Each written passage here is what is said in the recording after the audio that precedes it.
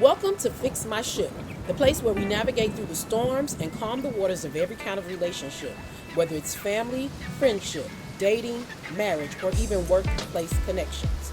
No matter the issue, we believe every ship can be repaired with the right tools. We hope you enjoy this episode, and if you do, please don't forget to like, share, and subscribe so you never miss a chance to grow with us. Let's fix some ships together. Those aspects.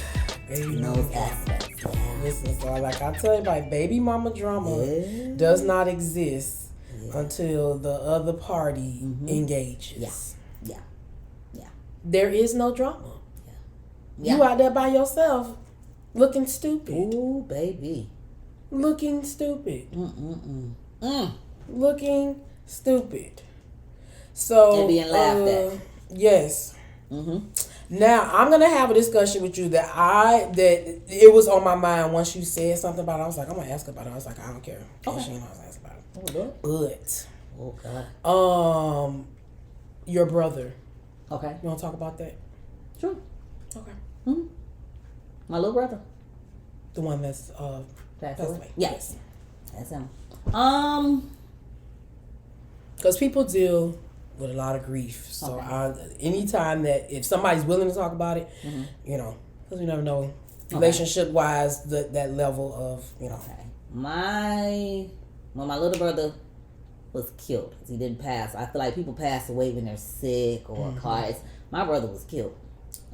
He was 23 at the time. I was 24. I just found out me and my little brother was 18 months apart. And what you saying? Because that's how my children are. What's the problem? Y'all ain't had no cable or nothing. We was able. I'm talking about what was y'all doing? Like They was doing it. Can I get a 24 month? They was doing it. Can I at least get 2 years apart? They was doing it. We had 3 kids in 3 years. I had 3 kids in 3 years. Almost the same birthday. 18 months. From the sat first to the down and second, 18 calculated. months, and the second one, 18 months. That's how they almost had the same You birthday. 23, I'm 24. I'm just trying to. That's how our children are. I'm trying to understand what's the problem because I feel attacked. I feel attacked. Attacking. Why? I could give me 24 months. Get you something. You get mad because I'm getting some? Hello? Because you know you love ministry. The laying on the hands.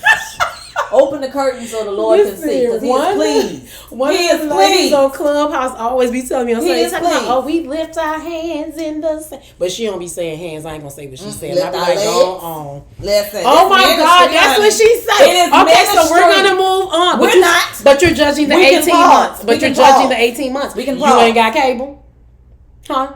Go watch Ministry cable. comes Go from the watch. Lord. Go watch TBN. Amen. It Go comes from the Lord. go watch TBN. It comes from the Lord. Oh, now you want to lay hands? Yes. I love to lay hands. Healing and have hands, ministry. touch Yes. and deliver. Healing hands. Heal and make whole. Yes. So that's Open the curtain So so the that's Lord can why you and your brother He was is pleased. 18 months apart. God was pleased. Same. I could at least Sound like your mom and daddy was pleased too. But go ahead. They was busy over town. You hear me? Okay. I'm just. We're 18 months apart. Whether she feels attacked or not. Doom. And well, needless to say, me and my little brother, we were like extremely close. Now we used to fight growing up. We would fight each other, but you ain't gonna fight him. And I felt like when he died, like right before he died, it was a year before that, my cousin died, my first cousin, and they used to live together. And so when my cousin died, I was in Chicago visiting my mom. And so when I heard of it, that my cousin died, the first thing I thought about was, where is my brother? Were they always in Miami? Yeah. Okay. Matter of fact, his story was on First 48 and like everything. So the first thing I thought of, where is my brother? Because they're always together. Needless to say, my cousin went to court. They got ambushed over by what is that? The 112, whatever that is. The expressway? Yeah. They were riding in the van, got ambushed in the daylight. My cousin was literally getting a ride from court and got killed. And, yeah, that was my cousin. My first cousin. Straight set up. First cousin. Just waiting. So, broad daylight, like morning time. They ain't care. At all. They was going for blood and literally got it. So, when I heard of it, the first thing I was like, where's my brother? Where is he? So the first thing I'm thinking on my instinct, I got to get him safe because I don't know. I couldn't tell you what happened, what it was. So I sent him literally. When I heard about it, I sent him where I was. I, at that time, left my ex-husband. So I called myself moving to Chicago. So I left, took my child, and we went. So I'm not here.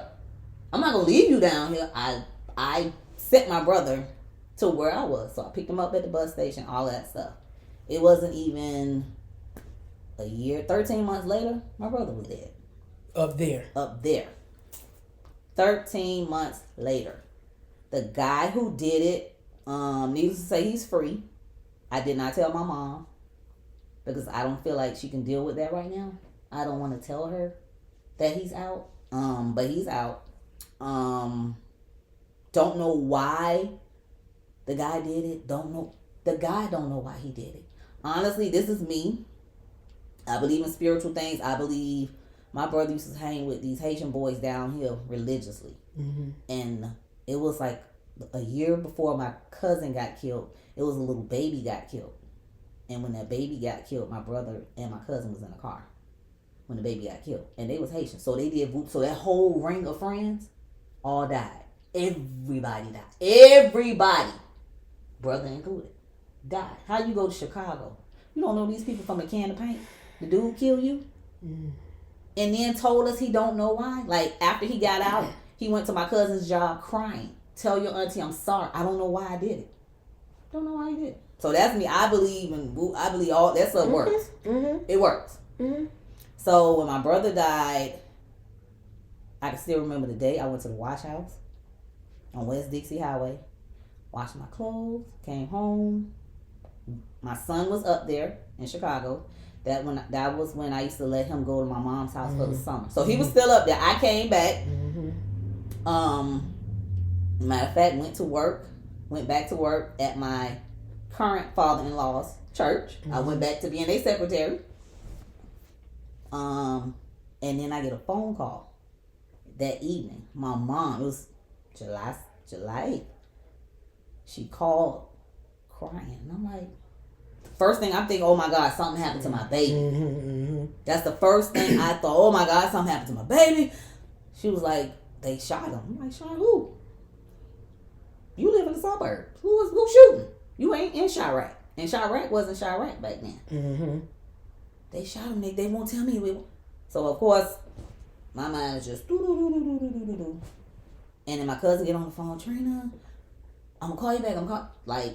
So needless to say, that day, my brother took my son, took him to the mall, took him to buy his wrestling belts that he still has in that room to this day. Mind you, my son is 25. He was 7 at the time. Every day, my brother would take him to the park. Every day. Religiously. That particular day, my daddy took him to the park. And they took him to the park away from, because the apartment building had a park in the back. That's where he was killed at. My dad took him away from the park, to a park off, campus, off the apartment complex.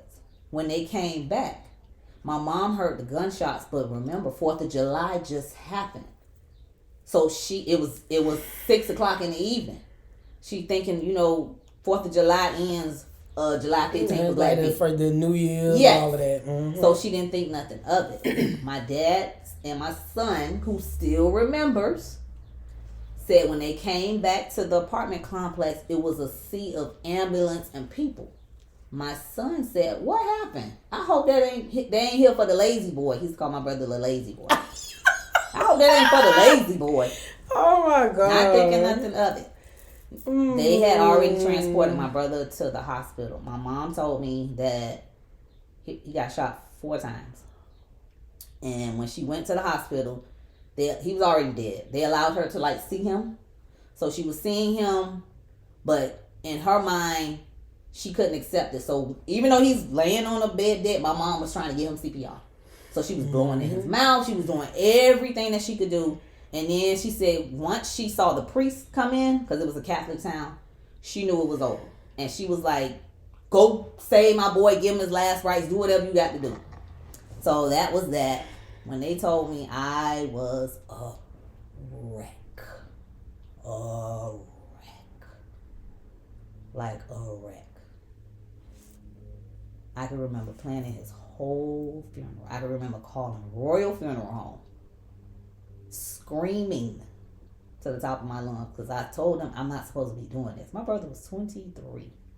But I will always be indebted to Royal Funeral Home because my brother ain't had no insurance. Mm-hmm. Black people, please get life insurance. Listen, please. It costs less money when you're younger. You don't miss the money if they're taking it every month. We didn't have no insurance. Thank God back then a basic insurance was $5,000. Mm-hmm. What was supposed to happen was my mom's side was going to do the funeral. My dad's side was going to do the burial. And that was the agreement because we was going to have his funeral in Chicago. Mm-hmm. We could go get it. Y'all was down here, couldn't afford to go up there. Mm-hmm. So that was the only reason my mom agreed to bring his body down here. Mm-hmm. And that's still an expense. Because you still got to pay that funeral home to prepare the body up there. For transport. And they, Lord, I always, he flew under the plane like luggage. I will never, he had to get a ticket and everything. And flew under the plane like luggage. Like, that is no joke. To come and that's the only way that you can do it. But they do handle, I work at the airport, and they do handle the bodies differently. It's the first thing off of the plane. They even do that for the military. And they, I mean, how else you going to transport it? You got to transport it. You have to transport it. Yeah, they do handle it differently. So they came down, and let's just say the agreement that was agreed upon didn't happen.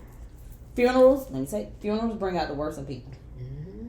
When that happened, my dad's side of the family didn't hold on to their side of the deal, and I stopped talking to my dad's side of the family for 5 years because we did our part.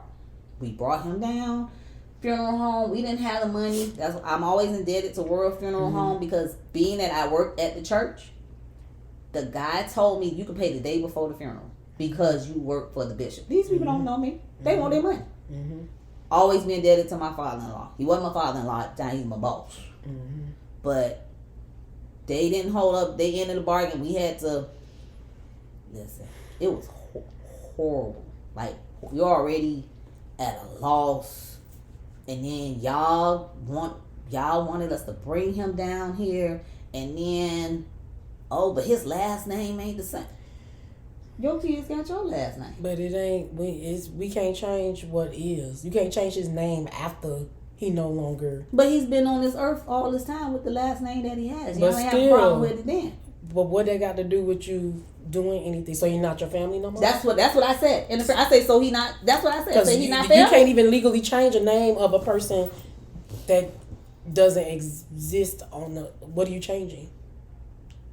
You don't even have the right to change it. Listen, I told my aunties, I said, when my brother go, first of all, I said, Lord, I'm going to get this money if I have to go sell my behind. Now, at the time, I'm a whole married woman.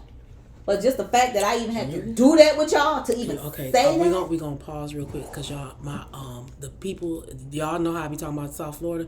She got a big behind. So, but go ahead. Oh, look, you know what? Go ahead. It's following me. It follows me. It follows me.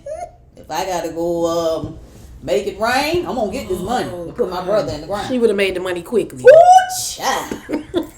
Look, I'm gonna just stand up here and let me hold the bucket like they had an offering plate. Money, just stand and let it sit right there. And especially back then. Oh God, I was smaller. Yeah, they had to just stand right there and they would have just dropped it in the bucket. Get this cash. So, eventually, we got the monies. We did the funeral. I was honestly ready for everything to be over. To sit on that front row. I used to cry I used to go to the cemetery every day. I still go. Next month is I don't like to call it the death anniversary. I don't celebrate that, but I still go to the cemetery. I know a lot of people don't, but I still go.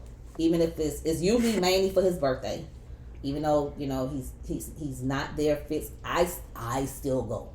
For me, it helps. So, we had the funeral. Needless to say, I stopped talking to my family for like 5 years. I literally stopped. I was done. I was done.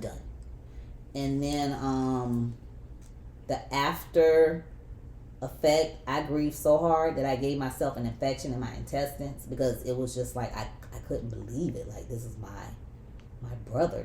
I didn't let my son go to the funeral. Why you didn't let him go see Lazy Boy?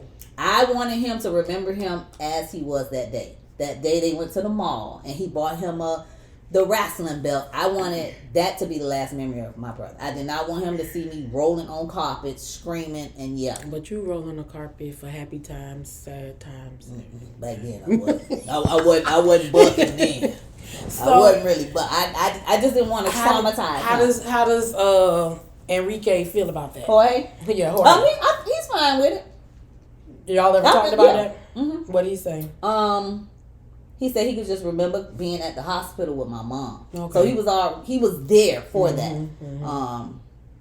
And my mom, oh God, like she was at the funeral holding other people up. I'm like, what?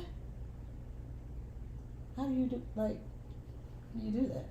Because she hadn't came to peace with it. Yeah. And I ain't gonna even say it's a fake peace. Sometimes it's just like, okay. Yeah. But for me, it was really hard for a long time. My brother was in Chicago for years. In my mind, I'm not ready to accept the death, but you in Chicago. And then eventually I had to come. I wrote him a letter. I did like the letter writing thing where I wrote him a letter telling him how I feel, what happened, and all of that stuff. And I think once I had to write that actual letter, I had to really come to the reality that he wasn't alive anymore then. But what did you do with the letter? I burnt it. Like, I read it, I wrote it, I read it aloud, and then I burnt it. What made you burn it? How did you...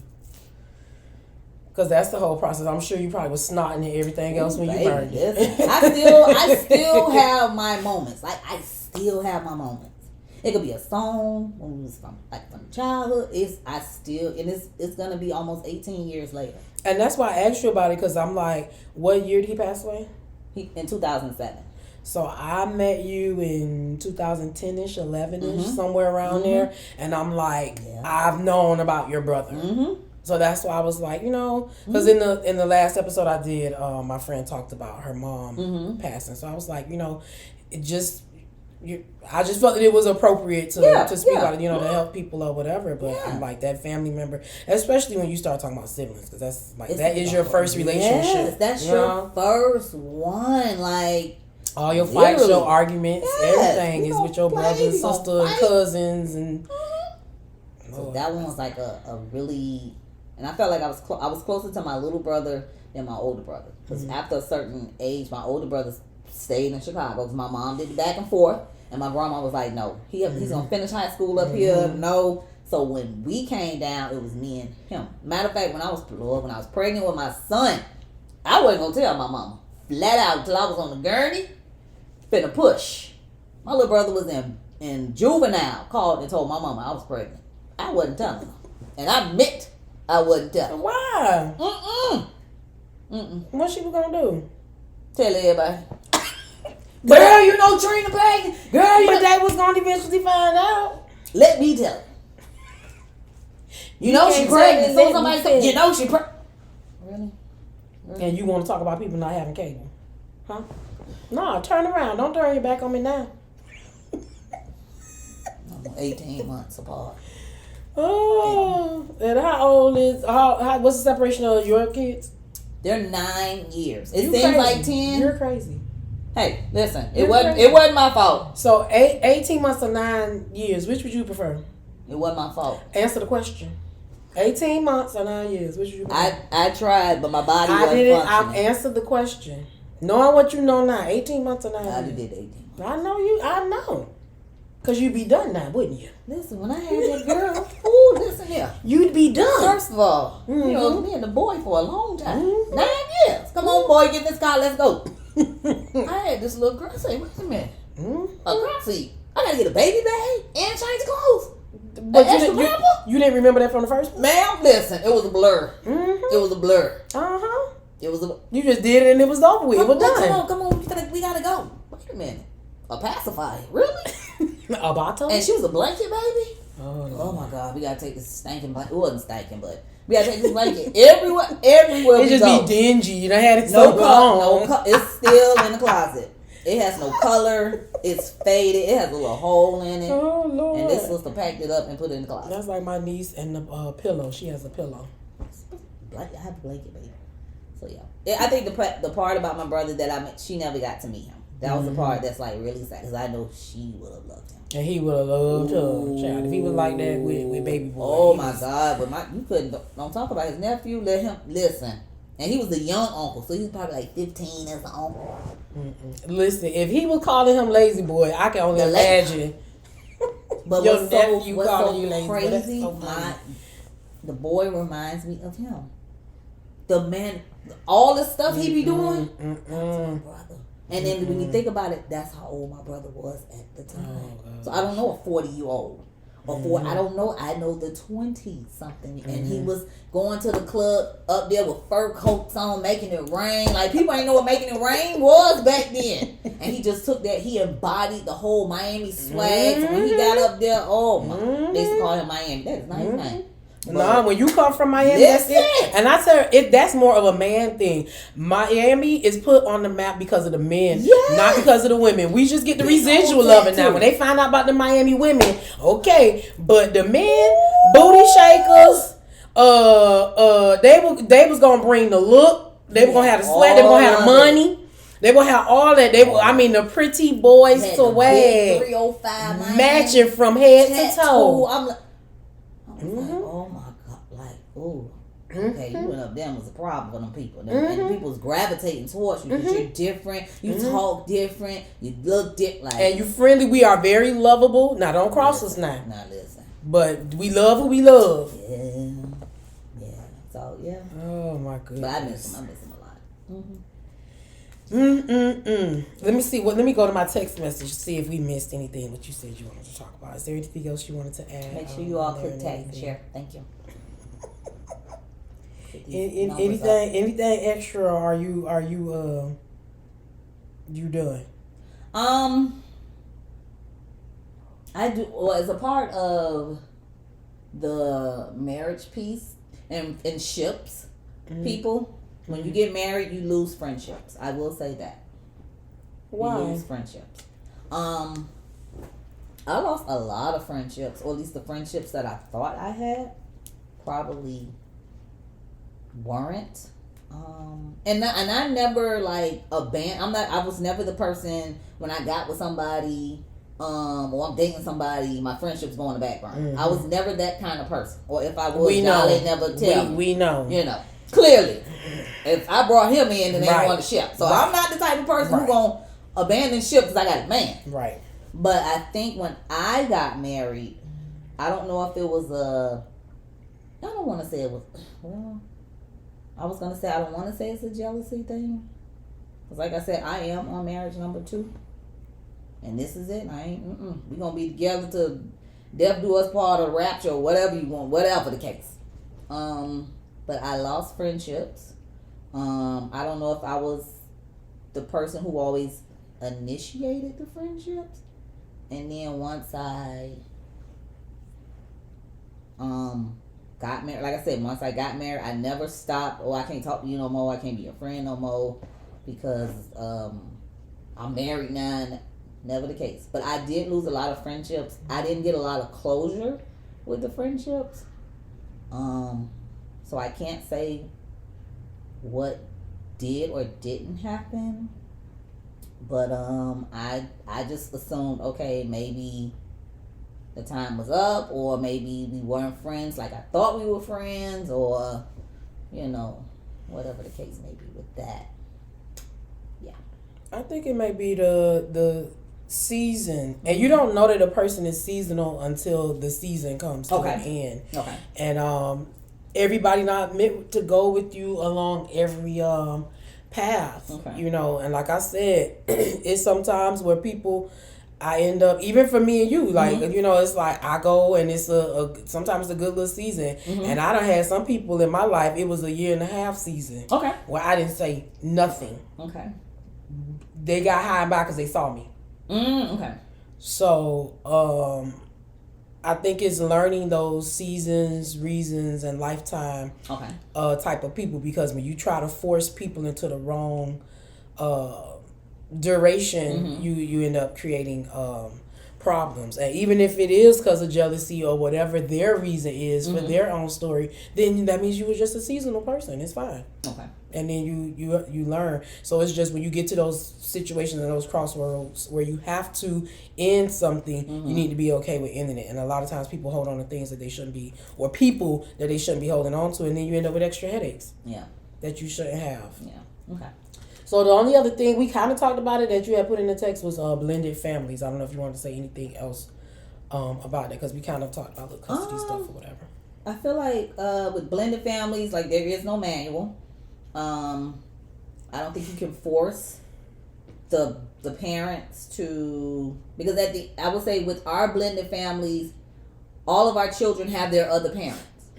So it's not like, oh, you know, I was never a single mom. Somebody got to fill in for the right. There's no need to fill in. And that was where I was making a mistake in the beginning, because it was like, oh my God, you know, you need to do more of this, or I need to do more of that. And it's like, no, they have you're the bonus.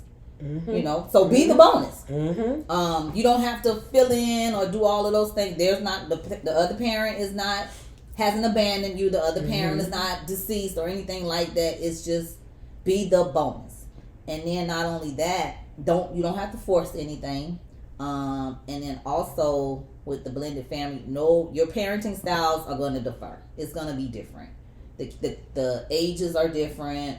The stages are different. The personalities are different. There's no right or wrong. Because like I said, I stuck my chest out. Because I had the oldest child.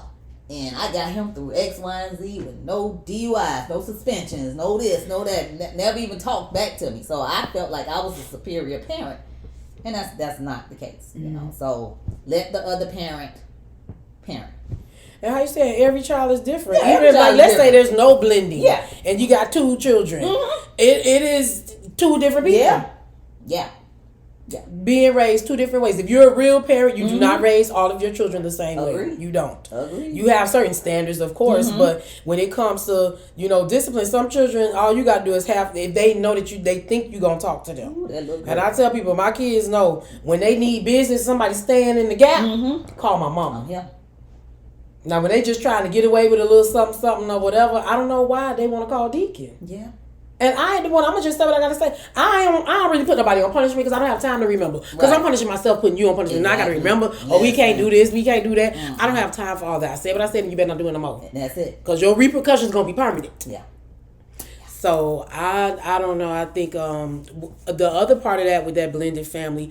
What about especially you being a woman marrying a man, or dating a man, and you have a daughter. Okay. So, God, I thank God I never experienced, I had childhood trauma, but it was never sexual. So there was no rapes, no molestations, none of that. Thank you, God, my mama. She was crazy. Side note, just give you a little story. I was 12 years old, walking to the store. A man told me, as I walked into the store, he was like, I'm going to give you one more mango season. Oh, I don't know what that means. I don't know what it means. He was like 18-year-old man, or he like grown man. He was grown man. He was over 18. Okay, this is a grown man. Needless to say, don't know what it means. I'm a kid. I go back home. I tell my mom. Oh my God. My mama came across the street ready to fight. She ain't kill. My mom used to carry a knife. She was ready to fight, and told that my mama wasn't saved then. In so many words, don't you ever speak to her. So needless to say, my mama didn't play that. I was her only girl. So my mama watched me like a hawk. What was his reaction to your mom? His friend, he couldn't say nothing. His friends was like, man, I told you about Miss saying stuff to these little girls and da. You're probably right. So I don't know what happened to him, but I know my mama checked that. You know. So me, like I said, when I was dating, nobody got to meet my children. Nobody. You do have to be mindful. You can I had to not learn to trust. I trust Randy. I still trust him. I've had conversations. with my daughter, not just in our home, but like in general, things to look out for. When she was little, what's a good touch? What's a bad touch? The boys too, because listen, they don't discriminate now. What's a good touch? What's a bad touch? Do you like feeling uncomfortable? This and that. I've always had those type of conversations, and then you watch a person how they deal with their own children, their own children too. Like when even now, like if we have like something, like if a maintenance worker have to come to the house or something like that, and she's home, they don't get to come to my house.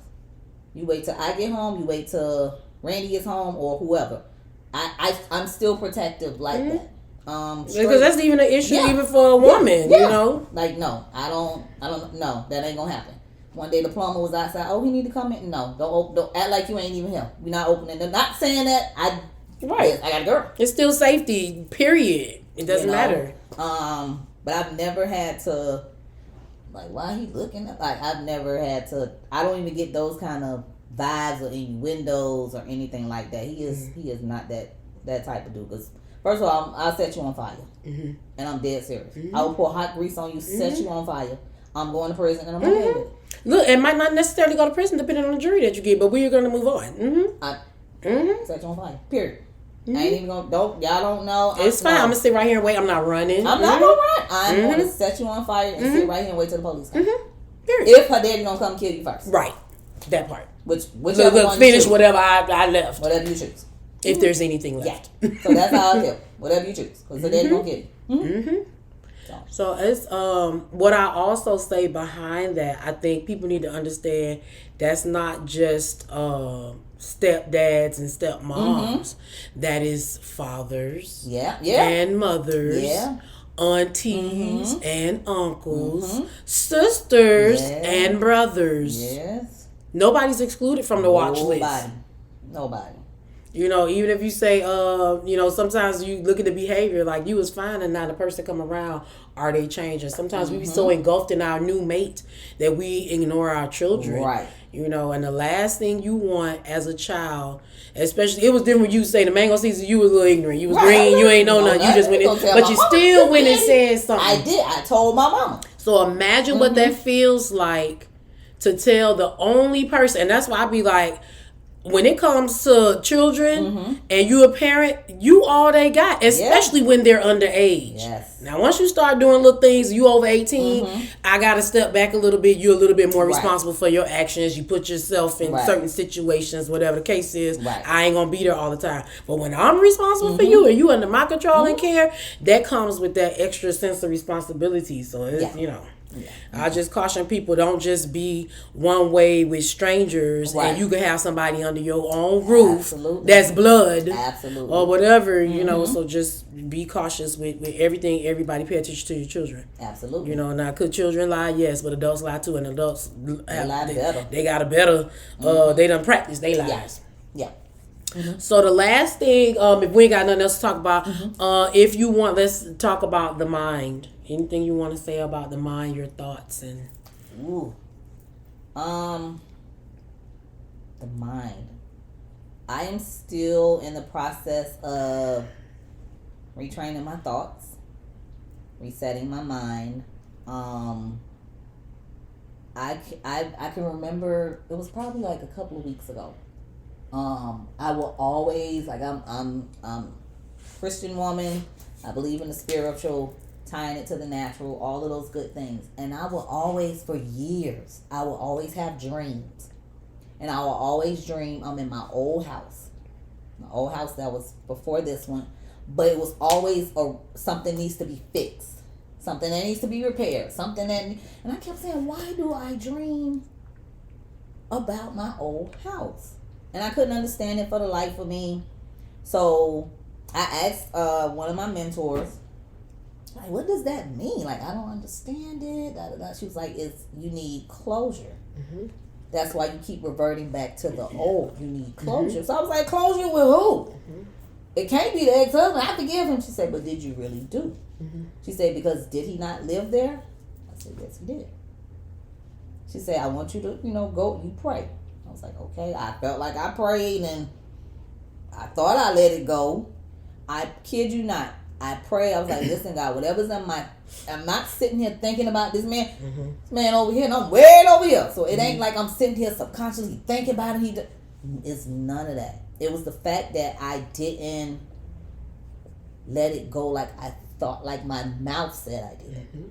So when I had to go to sleep, I had to pray. I had to, Lord, whatever it is, whatever areas secretly, unknowingly that I'm holding on to, trying to, whatever it is, help me to let go and to, like, honestly release it. Like, release it and let it go. And I kid you not, like, the next day, in all of those years, I dreamed and I was here.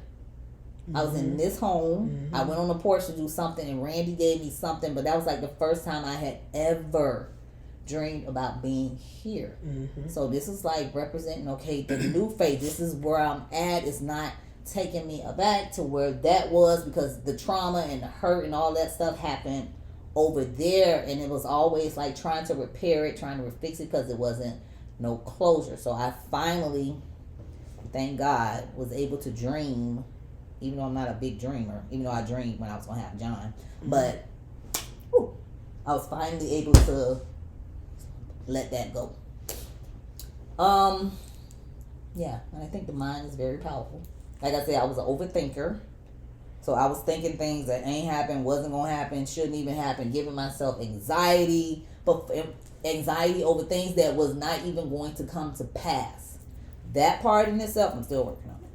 And that's what I said in the previous episode of, wherever your mind goes, that's where your body goes. I don't care if you in point A, your mind in point B, you're going to be in point B. Right. Wherever your mind think you are, that's where you are. Right. As a man think it, so is he. And that, I used to giggle to myself sometimes when you would call me, or even when Reverend would call, and I'm like, y'all called one time, I don't know which one of y'all called, I think it was him. Y'all was watching a movie or a show, and I'm like, are you serious? Not you got accused of doing something because the man in the movie did something. Listen, we had it bad. We had it bad, y'all. We had it bad in the beginning. Thank God we fought through it. We fought through it. We're on the good side now. Those they say them first 5 years be rough. Listen, they is not lying. You hear me? The first 5 years be rough. And then it was like, when you look back and think back, it's like, was we really arguing? Like, what Urkel used to say, did I do that? Did I? Like, really? Or your word, what is we doing? Like, what is we doing? Yeah. Oh, have mercy. The poor Reverend. I think we gonna let the men do a show by themselves. Okay. Lord have mercy, we gonna be in trouble. I don't know what we gonna hear. Ooh, child. I don't know what we gonna hear. They love us. That's okay. All I know is Reverend introduced himself and he left. I mean, good and gone. You hear me? Left. He didn't even go in the room. He left. You hear me? Left. Now, when the episode come out, you know he gonna be all up in it. Yeah. You know he gonna be in it. Like, you could have sat there and heard it. Go on now. Go on. All right, we gonna get him. Okay. So is there anything else? Not he coming at the end. He was outside listening the whole time. No. Not that I can think of. Nothing that you could think of? I think we hit a lot of topics. I mean, I have a concern. Me and him was I just told him today, because I'm big on body image. I'm very big on body image. Okay.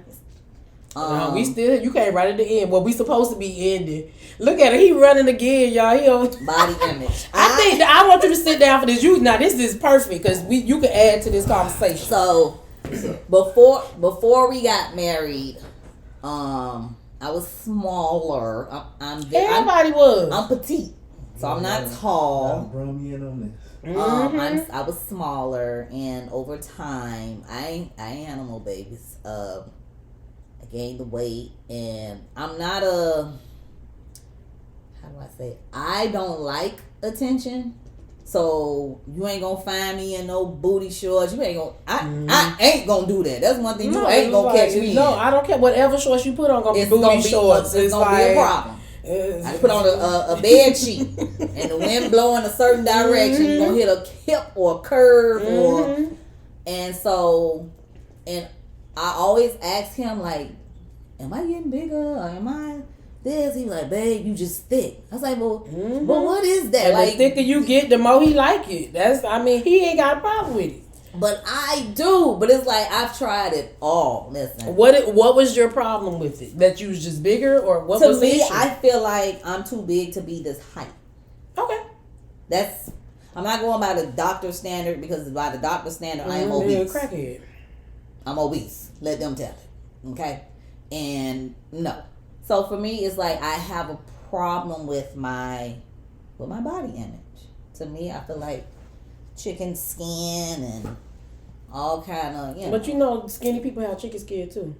That's true. And again, if you listen to my last episode, who I said that problem come from, they were like, she was like, women. no, Hollywood. And I was like, no, it's us and them. It ain't the men's. It's because they it's don't us. care. They don't care. They They don't. And I mean, for the majority of men, the bigger the better. Yeah. One shout out to the big girls, because they're the thick girls. Hey. Because they really do. Hey. They really do like that. These thighs be fine. And you like, I can't fit it on my clothes. They're like, okay, just walk around naked, that's fine.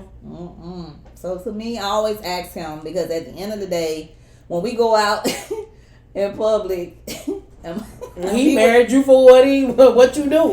And I be out make it do what it do. I be with mother. Mother ain't here right now. And she be like, "Mommy, you going out like this?" Yeah, I got my man. That's my favorite line. I got my man. She like, "Really, Mom?" Yes. I said, "Long as you look how you be presentable." looking? How you be looking? When Not she toe say up that? or nothing like that. But she was like, "Mommy, you going outside like that?" Yes. Oh, so she feel you need to be a little bit more made up when you go. Yeah, Okay. but with her, I have to make sure she's made up. You represent me. So who you represent? I mean, I'm gonna have my lip gloss, and y'all know I'm gonna have my lip gloss. But if she's saying that, see now when the children, I'm gonna tell you this: the children saying something is worse than the reverend saying something. Listen, if the church, cut from your cloth, your loins, if your children saying something to you about how you walking out the door, but y'all know you need to tighten up. She a little prima donna though. She a little prissy. If I don't care. If she's saying that, you embarrassing her. She said something. So you need to tighten up. Come on over here, Reverend, so the people can pick you up on the mic. Cause all right. Me and Evangelist got big mouths. So how did you know that your wife had an issue with her the body over here? What happened? What had happened? Because how she constantly asked me questions on how she looked. And did you tell her the truth always? And I know I'm putting you on the spot with these questions, but did you tell her the truth, or did you feel like you just said sometimes to make her feel good? I'm a straight shooter. Okay, all right. And I married what I prayed for, what I wanted. Clearly, she always said I gained more weight, since we've been married. And it happens. But I also told her, I said, look, I love you, so I'm gonna always be honest with you, whether it hurts your feelings or not. And she'd be like, well, you don't gotta worry about that, baby, because you slim and this and that. I say, but this ain't about me. Fix your lips. I say, this ain't about me. This about you, the way you talk. So I always tell her, I say, look, if it's something that I was like, if I see, getting out of hand, I'm gonna say something, whether she like it or not. And that's true love. And then on flip side of that, I'm here on the other side, meaning like, I like it. I like it. Did you hear that? I like it. Say it a little bit louder for the people in the back. Did y'all hear what the man of God said? This what I'm gonna be honest with you, man. Like us men, when we get around each other, and a lot of us said, the women, Say it, Reverend. No, say it. We the women, say it. We feel that you guys are competing with other women. And the social media thing is like a big thing up on that, because you see all these different girls popping up and all that. We compete, y'all competing against that, and most of that stuff is fake. And y'all know it's fake. Yeah, we know it's fake. Mm-hmm. So, you know, whether you add a couple pounds, cool. Like, I'm old school. She know I'm an athlete, so it's easy for me to get into the workout field. You know, that's one of my strong suits. For her, that's not one of her strong suits. But at the same time, when I hear the complaining from her end, I'll be like, look, in order to, you know, get different results, you gotta do something different. So you gotta be disciplined. You know, discipline is doing something that you really don't want to do, but you have to do. So from that aspect, I say, look, just change your diet. Change your diet, work out, drink a lot of water, and stuff like that. Maybe you'll see a difference of whatever size you're trying to be. But what was her response when you said that? she's like, yeah, like that. So, but the doing part is the other thing. So, but I like it. You know, whether she, you know, loses. Did you hear that? I love it. Yes. You saw what he looked at when he said he liked it? As long as Did you see what he looked at when he said he liked it? Look down at these hams. These yams. Because it even if she was to lose it like 10, 15, 20 pounds, I gotta get to the yams. that thing ain't going nowhere. And if you lose too much, he gonna have a problem. Yeah, that's what I'm hearing. You know, this Play around, retch around and lose too much. ma'am, you know, booties, they follow us. They heavy. Tell the truth. So They heavy.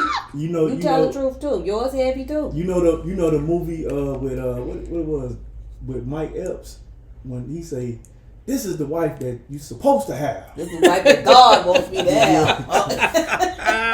That's what I go home with. I say, "This is what you supposed to have." He do. Good. The Lord answered the prayer.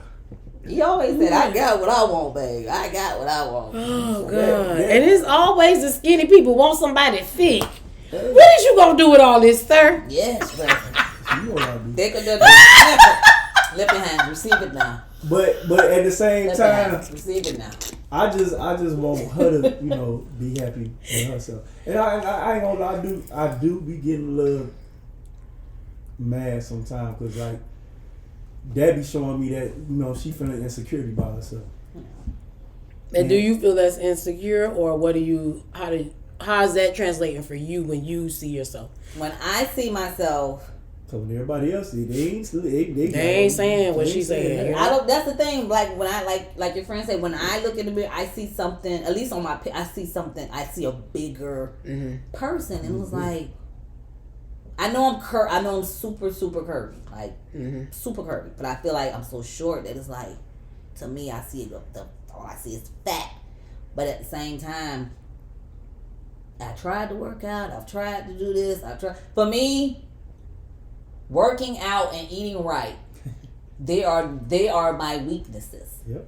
I don't have self-control in those areas. Budgeting, like I can do a budget. I could not cheat. I could not do this without thinking about it. But to get up and say, "Whoo, I gotta go to the gym today." I'm finna go lay in the bed and watch Grey's Anatomy. I don't care for the gym. I do it with the food. I do it with the food. And that's the thing.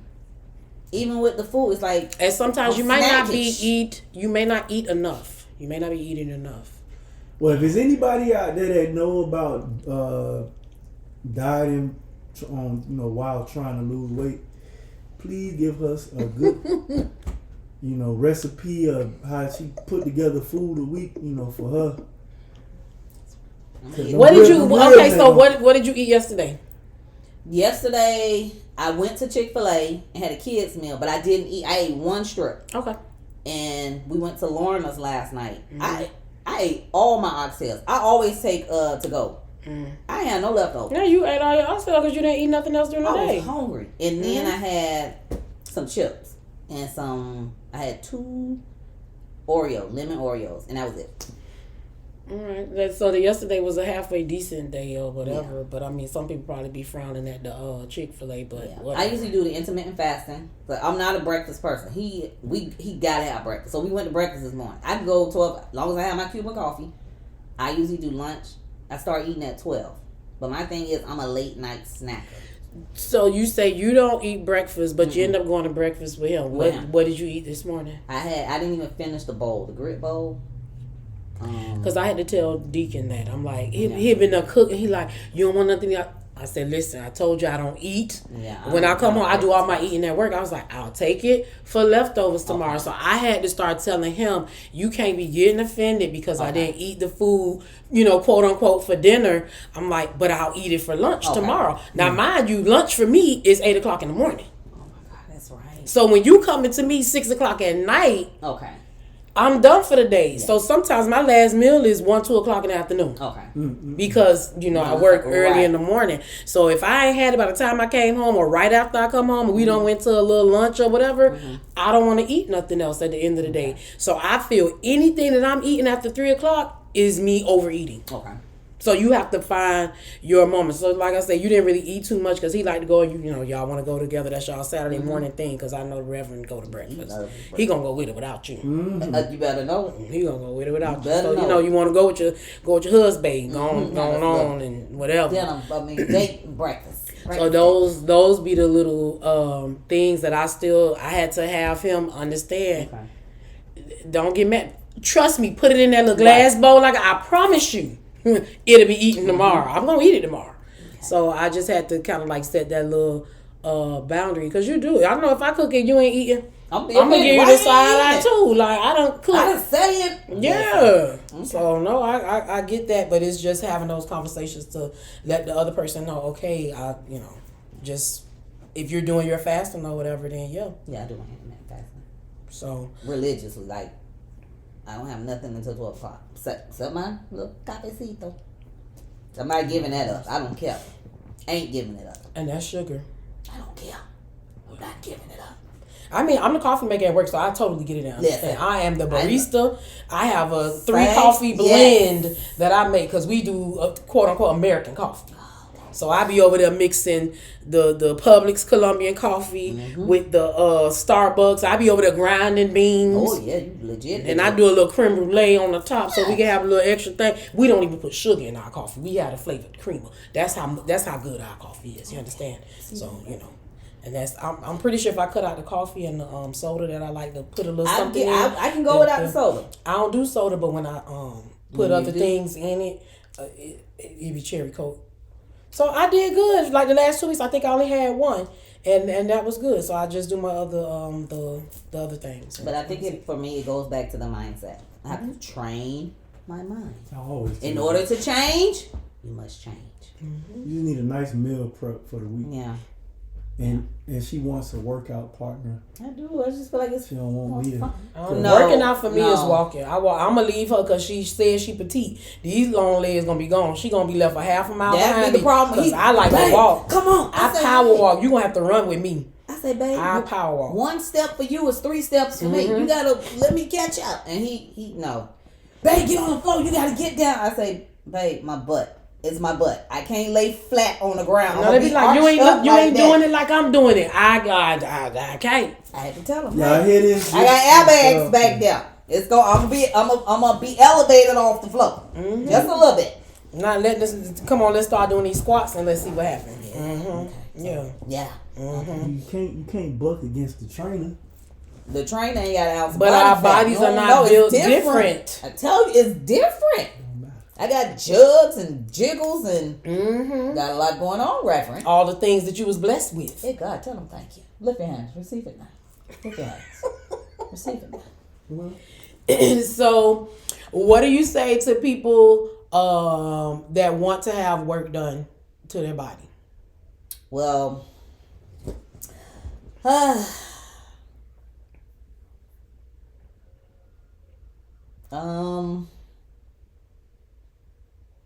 do you think they should or they shouldn't? It depends on. I'm not. Listen, I had my boobs reduced. I had a reduction, and I had a tummy tuck. So, I'm not against it if you're doing it for you. I told my husband because he wasn't against the reduction, the breast reduction. I was. It was the tummy tuck. Now listen here. Had I known the things I'd known, I would have never done it. Because they show you the glam of it being done, but they don't show you the healing portion. Now, mind you, my stomach is as flat as it's gonna ever be. I did not gain the stomach back, thank you God, but the healing process was horrible. It was horrible. I thought I was botched and all. Now that part they don't tell you. So with that portion of it, if you're not doing it for you, if you're doing it for somebody else, I would advise not to do that. I told him when I was getting it done, he was like, "But babe, you know what I mean?" I said, "I'm doing this for me. This is for me. I wanted it done." But like I said, it didn't turn out.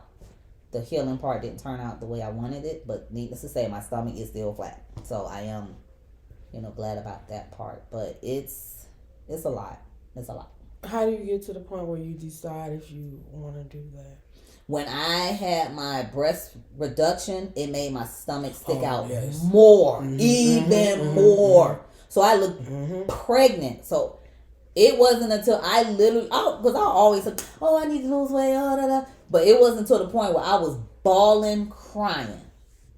That's how I've never cried about my weight a day in my life, even with being pregnant, without. But when I got to that point, it was during COVID too. I mean, we was in the house, so common sense would have told me you ain't able to do nothing. You could have walked or whatever.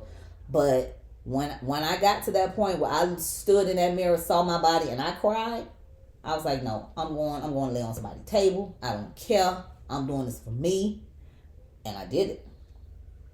I did it. Reverend, what do you have to say for not agreeing with it and she did it anyway? Like, what is that supporting spouse? What does that look like? Well, when she did it, I had to be there for her in the healing process because she couldn't do nothing. She couldn't move like that. So I had to do basically everything for her. But before that, I was against it because I'm more of a old school. Like if you're gonna get anything off, just work it out. Go in the sun, go on the track, run, walk, train. Like that's my mentality. And it can be done, but you just gotta change your mental. So but what's going on is, a lot of the women and men, it's men doing it too, they cheating. And that's a way of getting a head start of cheating.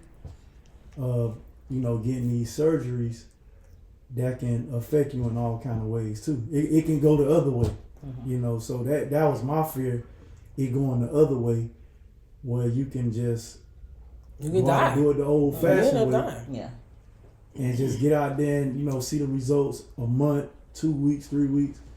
But it all comes back to the mindset. So like because think about this, if all of us was to go to the doctor and we hear a report from the doctor that's gonna be life changing, they say, hey, if you don't change your diet, or if you don't do this, you gonna die in like X amount of time.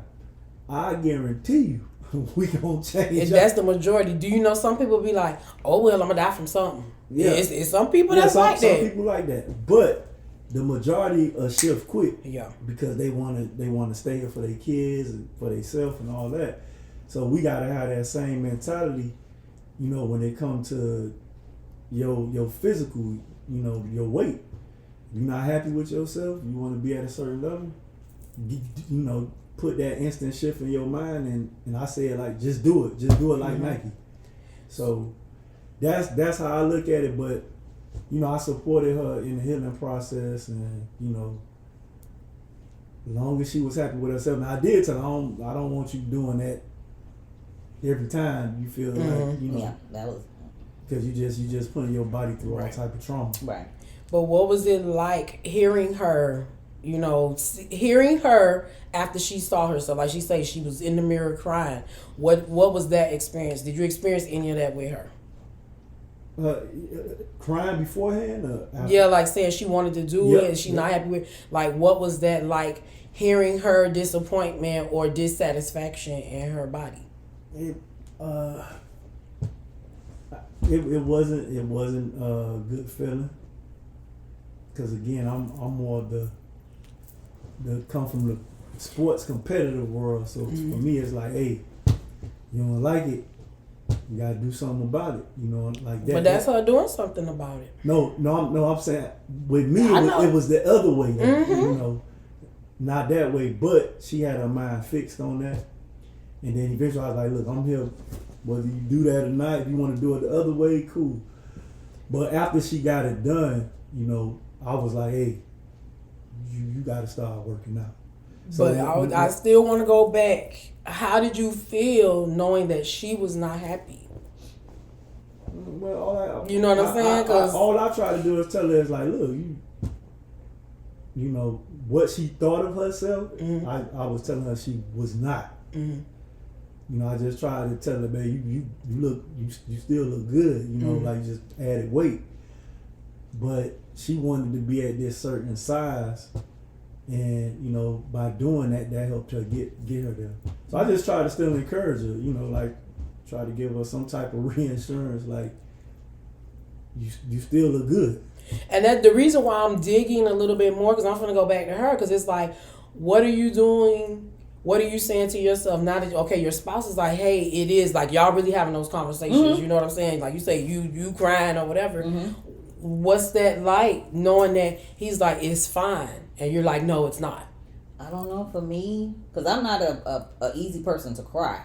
So if I cry, it's either I'm really mad or I'm really sad. It ain't no, I'm just crying because, you know, or if I'm watching like a real sad movie. But for me, it was just like, I felt like, oh my God, how did I let myself get to this point to like where I don't look like myself.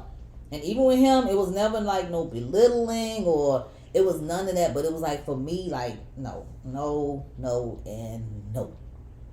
So I was like, the only thing that I can do for myself, like again for myself, is to get the surgery. And I was like, you know what, I'm just gonna have this surgery. That's just gonna be something, because as a mom, a wife, you give. I want something for myself to say, this is for me. I'm gonna do it. But like I said, had I known, if I would have just actually spoke with somebody who had a procedure done, then I could be like, oh, wait a minute now.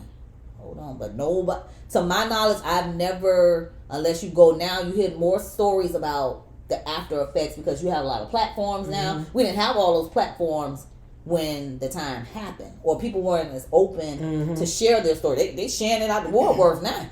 But no, I've never, somebody said, you know what, no, don't do, listen, it's not what you think it's going to be, or it's not X, Y, and Z. You gain the weight back. You can do like all of that stuff is a result. No matter what you do, once you stop, you can gain it back.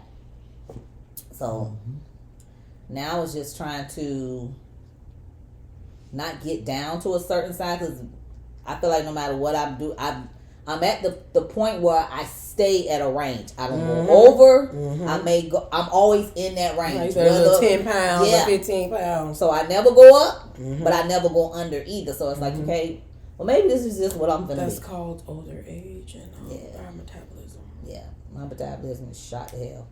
So, Reverend, what was that like now having to nurse your wife back to health after she did something that you ain't want her to do? Because that's the other side of it. It's like, look at you laying here in this bed. Right there. I done told you not to do it. Recliner. Now you want me to bring you some breakfast. What kind of life? Right there. What was that like? Because I'm sure you was talking to yourself. I'm sure you were. I couldn't even sneeze. Like, oh my God, what did I do? Goody. It was like, that's why I told you behind, don't do it. Like this. It was that. Walk me to the bathroom. Sit me on. Listen. It was aggravating at times. I'm crying. It caused you to say some other words.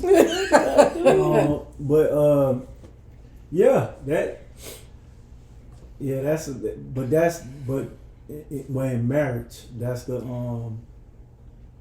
through sickness and health part. Yeah, but that ain't sickness. No, that ain't sickness, because you like, I was thinking that in my head. I'm like, we do say it's in health, but I'm like, no, you brought that on yourself. It is different. It's a choice. You know? Yeah, that's. So how did you do that? How did you? So let me ask her first, so you can think about all your thoughts. Did he ever make you feel bad for doing, like, when he was helping you or whatever? You know. No. So that's a testimony in itself, because to know that you were like, do this, do that. Why you want to do that? Yeah, I think you look all right, and now you turn around and you got to help the person. You know. Because it's a lot of I told you so's that could have been said. So how do you continue to help? Yeah, I think that one was just because, you know, even though we married, you know, you do have everybody had their selfish moments, and I think that was one on her. Like she was really fixated on doing that. So I was just looking at like, okay, she gonna do it. I'll be there for her.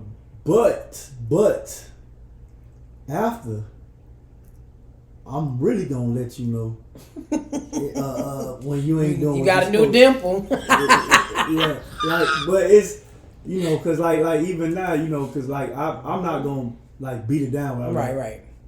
Hey, you ain't what you going to the gym today? That's what I do. I be like, you going to the gym today? Like that. And you know, oh no, I gotta. Just stop playing with your hair, dog. I gotta lay. I'm just laying here today. I ain't doing nothing. They said, okay. Right. So that be my way of. That little push. You gotta go to the gym. You got time. Go do something here. Like she likes to do. What's that you like to do on Race man, binge watch? No. You talking about whatever exercise? Oh, my Zumba. She like to do Zumba. So I be like, hey, you know, because she always be like, I don't have time.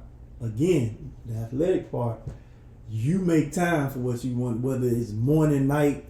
You know, you can find 10 minutes, 15 minutes, even they got 5-minute workouts, 3-minute workouts on YouTube.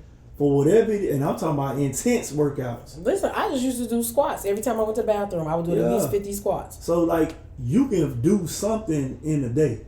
Whether it right before you go to sleep at night, early in the morning. So, it all goes back to the mindset. Once you change the mindset, everything else going to fall in place. So, with you saying all of that, do you feel like you were as honest as you were comfortable with before? Like when she would ask you, are you okay with how I look? Do you feel that you were okay? I used to always tell you, I'm like, babe, you good. But she wanted to be this certain way. And that's where I go to the women. We are doing it to ourselves. Now it don't mean that we ain't get big and we ain't fat. That ain't what I'm saying. Yeah. However, I think it takes a lot. I think it takes a lot more for a woman to get so much out of shape where her mate does not want her.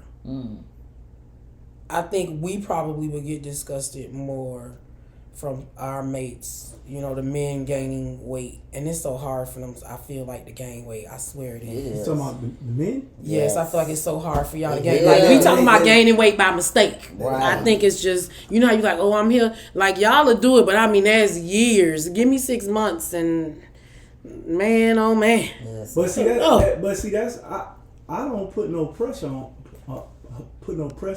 her when it comes to that. I just hear the complaints. It's one of these football people. But that's why I say we're going to be our worst critic. However, we got to understand where are our thoughts coming that we get in our head that we are not acceptable. And I don't know, maybe maybe we'll have us a little ladies talk or whatever. Okay. Like, how did we get to where we got to? Now, some stuff, like for me, I'm like, I look at my stomach, but I ain't never had a flat stomach. That's number one. Okay. I never had a flat stomach. Okay. But my friend who was on the other episode, she always had a flat stomach. Her stomach was not an issue for her, even though she was larger than I was. Like I said, I was the skinny friend when we were younger, and now I'm the fat friend now. I'm Mr. Fat Friend, and she wasn't fat then. Okay. She was thick. She was thicker than a snicker. Yeah, she was thick. Yeah. So I call it thunder thighs. So fire around him. So like I said, it's things that and when I say results, I'm telling y'all that bathroom used to get them squats. If you go into the bathroom, at least I would say on average, we're going to the bathroom. If you're drinking water, doing whatever, at least at work, if I'm on my good little water intake, or I'm going to the bathroom 4 or 5 times. Dang. And I'm doing 50 squats. Okay. Hello. Now, when I was by myself for them 30 days when I went to DC, I would go ahead and hit them 300 squats right then and there. And when I say them thighs wasn't touching, the thighs wasn't touching. Ooh, baby. The thighs wasn't touching. And that's all it took. And 300 squats would really take me, it was less than 5 minutes. That was it. That's all I did. Because like I said, I don't like to exercise. I don't like to do any of that. And if I show you my pictures from what I was looking like when I was in DC, you'd be like, Jocelyn. Girl, I can't talk. So, yeah. So that's the whole thing. So I kind of got off that. Even with me doing it when I go to the restroom, I be in such of a rush that I don't do nothing no more. So sometimes I be like, no, I'm going to do these squats before I go to the bathroom. I bet you hurry up and get them out now because you got to go, don't you? Yeah. So I was like, I got to get back on that because I ain't really eating a whole bunch. So it's like, no, I have to make sure that I am sticking to what I need to stick to. Okay. So, yeah. Okay. Anything else? We've been going for 2 hours and 15 minutes. This is the longest one so far that I've done. 2 hours and 15 minutes. Wow. But then there was a lot of topics that were covered. So, I think that was it. I think we covered a plethora of things today. Okay. Yeah. So y'all, we gonna thank y'all for tuning in, and y'all never know who we're gonna get. I'm trying to get some more people lined up, and we'll see where it is we go after this. So until next time, peace and progress. Enjoy y'all rest of y'all day or y'all afternoon. Bye for now. Thanks for selling with us today on Fix My Ship, where no relationship is beyond repair. If something spoke to you, challenged you, or helped you see things differently, do us a favor. Like, comment, and subscribe so you stay anchored to truth and growth. And don't forget to share this episode with someone whose ship might be drifting. They just might need this too. Until next time, keep your heart open, keep your mind renewed, and your ship headed in the right direction. Peace and progress.